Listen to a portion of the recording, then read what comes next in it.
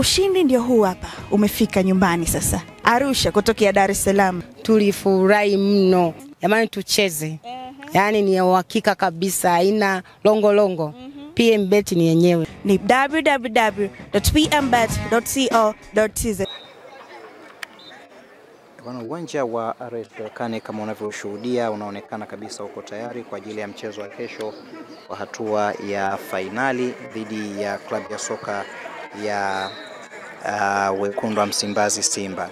Hii ndiyo hali ya uwanja kama ambavyo unashuhudia, na nyasi zake zikiwa zimeisha katwa vizuri kabisa kwa ajili ya mchezo huo. Kama ambavyo unaona, huu ni uwanja wenye uwezo wa kubeba mashabiki wapatao takribani 15,000 wakiwa wamekaa katika viti. Watu mashabiki 12,000 wakiwa wamekaa katika viti, lakini vile vile 15,000 kwa ujumla wake. Tayari wao wameshaweka, utaona bendera ya Tanzania inapepea pale, ikiwa inaashiria kwamba mataifa mawili, wawakilishi wa mataifa mawili wanaenda kukutana katika mchezo wa fainali.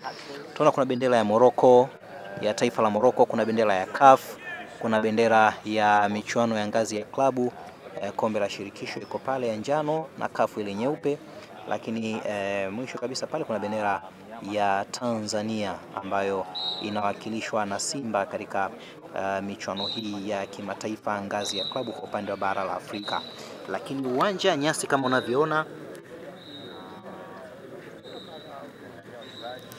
zinaonekana ziko level kabisa kwa ajili ya mchezo, na yale mabango ya kuonyesha kwamba fainali itafanyika hapa tayari yameshawekwa vyema kabisa katika kuhakikisha ukifika tu hapa unapata ile feeling ya kwamba mchezo utaenda kufanyika katika eneo hili.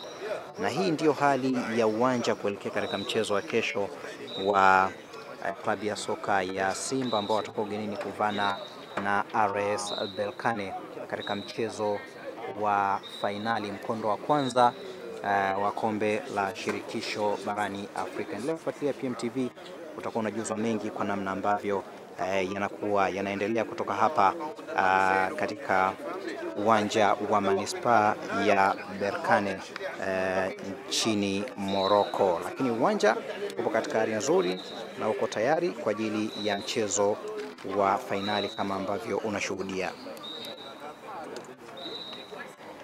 Kule unakona ni sehemu ambapo watakaa mashabiki wa mzunguko, na jukwaa hili unaliona li maarufu majukwaa haya kama jukwaa la Urusi, yani majukwaa ambayo yanakuwa yanatazamana na VIP. Lakini pia kule ni sehemu ya mzunguko, na hapa ndilo eneo la VIP ambapo watu wa VIP watakaa, lakini vile vile likiwemo eneo la waandishi wa habari pale juu.